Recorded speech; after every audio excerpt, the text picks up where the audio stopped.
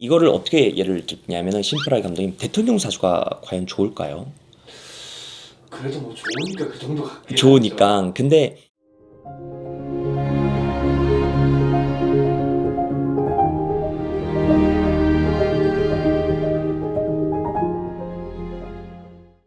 감독님, 이번 시간에는요, 제가 이번 생일달이에요, 감독님. 제가 음력으로 1월인데요. 이제 촬영날 기준으로 다다음 주가 제 생일입니다. 그래서 오늘 저녁에 안 그래도 지인들이랑 약간 식사 자리를 가지고 그랬는데, 생일달마다 항상 조금 생각나는 게 있어요, 감독님. 제가 항상 입버릇처럼 지금 십몇 년째 하는 말이, 참 저는 생일이 좋지가 않아요. 좋지 않다란 게 꼭 생일 달마다 어떠한 사건들이 터지더라고요. 근데 이 사건의 중점이 항상 부모님과의 대립이 굉장히 있어요. 그래서 감독님, 참 저는 저 같은 사람이 나오지 않았으면 좋겠다라는 생각으로 항상 저의 손님들을 대한단 말이에요.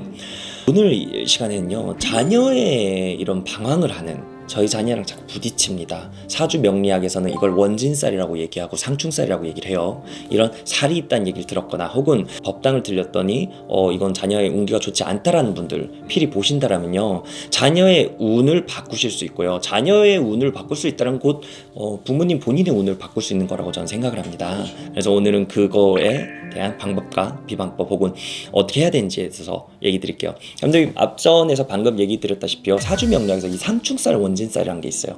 저희 어머님하고 저하고 원진살이라는 게 있거든요. 이건 띠를 보고 얘기를 하는데 저희 어머님 쥐띠시고 저는 말띠예요. 원진이란 건 안 보면은 너무너무 보고 싶고요, 보면은 너무 서로가 충돌을 먹는 거예요. 이제 상충살이라는 건 자꾸 충돌이 일어난 걸 뜻해요. 그래서 부모 자식 간에 이런 상충살과 원진살이 있는 사주들이 있어요. 저는 좀 안타까운 게 이 사주 명리학 보시는 분들이요, 이러한 사주의 잣대를 가지고, 야 너는 부모하고 떨어져 살아야지 잘 산다, 너는 자식을 빨리 독립을 시켜야지 잘 산다 이러는데, 내 자식이 미워한데 내 자식을 놓고 키우는 부모는 없단 말이에요. 부모님들이 가끔 잘못된 게, 제 자식을 빨리 뭐 기숙사를 보내든 먼 곳으로 보내고 살아야 되냐, 이런 얼토당토하는 얘기를 합니다. 여러분, 이 상충살과 원진살이라는 건요, 그냥 띠별로 어떠한 사람이 결혼을 했었을 때 그런 문제점이 있기 때문에 주말 부부가 된다든 혹은 서로가 서로에게 관여를 하지 말고 좀 자유롭게 놔줘야 된다라는 어떠한 성격적인 견해이지, 그 자식과 부모의 대립을 할 수는 없단 말이에요. 자, 저는 부모와 원진살이 있었지만 뭐가 있었죠? 신병이 있었습니다. 어떠한 저희 집안의 신적인 내력이 있기 때문에요, 부모가의 자식이 대립 중에서 이런 신의 충돌이 있을 수가 있어요. 자, 어떠냐? 저 같은 경우는 이제 이제 천신님도 계시지만 조상 신령님 중에서 저희 외증조 할머니를 모시고 계신데, 저희 어머님도 윗대 수호신 같은 몸주, 어떤 수호령 같은 조상분이 계실 거잖아요. 그럼 이 두 분이 자꾸 대립을 하는 거예요. 그러니까 이 자식은 부모를 봤을 때 자꾸 아래로 깔보게 돼 있고, 부모는 자식을 봤을 때 탐탁지 않은 경우가 대표적인 경우입니다. 이런 경우는 사실은 부모님들이 더 잘 아실 거예요. 우리 집안에 무속인이 있다, 어떠한 신적 기운이 너무 강하다, 이런 분들은 필히 내방을 하셔서 상담을 받아서 어떠한 방법이나 비방법을 해야 되거나 산신의 기도가 필요하고요. 두 번째는요, 감독님, 이 자녀의 사주가 큰 분이 있어요. 이거를 어떻게 예를 들냐면은 심플하게 감독님, 대통령 사주가 과연 좋을까요? 그래도 뭐 좋으니까 그 정도 갖게 하죠. 좋으니까. 근데 사주가 이렇게 좋다, 크다라고 표현되는 분들은 확실히 금전의 복도 좋고요, 대외적으로 봤을 때 잘 살아요.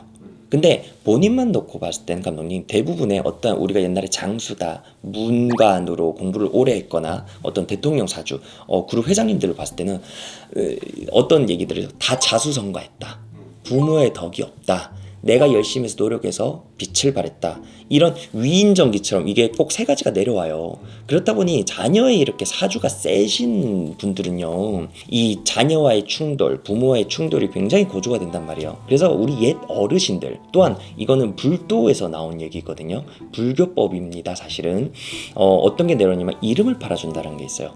이름을 팔아준다는 걸 저희 무속에는 명확하게 명따리를 올린다라고 해요. 자녀의 사주를 팔아줘야 됩니다. 이름을 팔아줘야 됩니다. 이거는 아주 뭐 50년 전, 100년 전 할머니들이 전해 내려온 말인데, 부모가 제 자식을 어떻게 팔아야 돼요?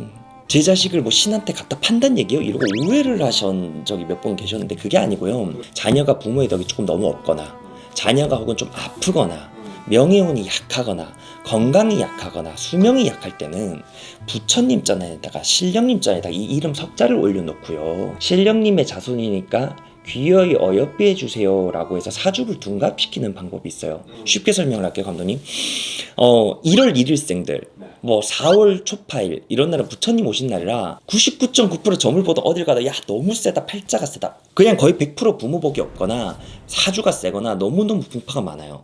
그럼 이런 자손들을요, 사주를요, 사실은 1월 8일이 뭐 1월 1일이 아니고요 1월 2일생이에요 이렇게 좀 둔갑을 저희가 시켜드리는 거예요. 그래서 사주의 강점은 강화시키고요, 사주의 단점은 조금 융화를 시켜서 우리가 사주 자체를 그렇게 성형을 해드린다고 봐야 되거든요, 현대판으로. 제 법당에는 그간의 세월 동안 법당 밑에 아직 그 15년 전부터 이 명다리를 올렸던 친구들을 계속 보관을 하고 있고요. 제가 사실 1년에 보통 한 3분, 4분 정도만 받아요.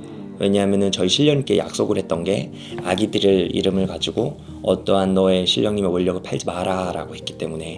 근데 대부분의 무속인 선생님들이 그러세요. 이걸 수양자손을 맺는다 그러는데 자녀들이 방황을 해요. 뭐 이런 분들은 좀 굿이나 어떠한 뭐 정신과적인 것보다는 일단 이 이름을 팔아주는 거, 이름을 명달로 올리는 걸 한번 생각을 해보시고 내담을 하셔서 상담을 받아보시는 것을 추천을 해드리겠습니다. 좋은 운기 바꿀 수 있도록 노력하겠습니다.